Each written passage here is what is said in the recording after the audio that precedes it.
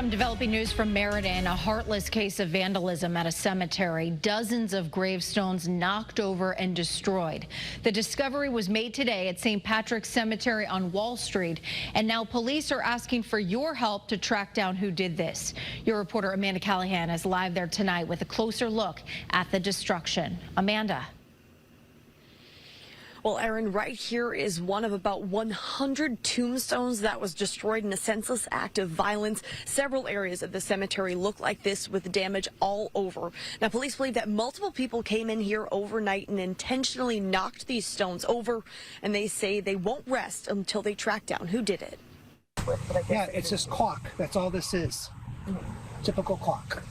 Bob Bruzy has been a funeral director for more than 20 years, holding some burials right here at St. Patrick's Cemetery in Meriden. But to see this it's horrible. Some of these stones can never be repaired. Some of them, I noticed, they're babies, they're children. He, like many others, heard about the vandalism and came down to see it for himself. Meriden police say sometime between 11 p.m. and 7 a.m., about 100 headstones were destroyed. Destroying not just grave sites, but history that dates back to the early 1800s. You know, it's disgusting, it's not acceptable, and we're not taking it lightly. Officers are going door to door looking to see if any cameras caught the suspects, including at Tony Cologne's house, which is right next to the cemetery. I was shocked. Lately, I've been watching a lot of activity in my cameras, you know. I noticed a lot of kids at 2, 3 o'clock in the morning, you know, up and down. His cameras didn't catch anything from last night, but police and city leaders are hoping someone saw something and can help.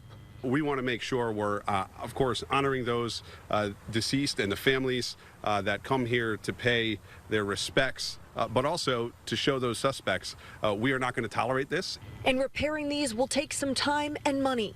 You're not just putting these back upright. You're going to want to anchor them and secure them. That's why one lifelong Meriden resident wants to offer his construction company's services at no cost. You know, these are folks that have been here for a lifetime, and they're resting here. And we have very heavy equipment that comes in, and there's specialized jaws that you pick these up with, and there's an adhesive that goes onto this type of granite or marble. As long as they're not broken or cracked, we can put them back whole.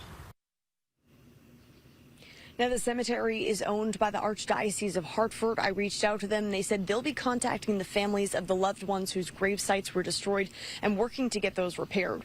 Now, as for the suspects, this is a felony charge. They could be facing up to 10 years behind bars and a pretty hefty fine. Your reporter live in Meriden, Amanda Callahan, Channel 3 Eyewitness News. Yeah, the whole thing is just a shame. Amanda, thank you.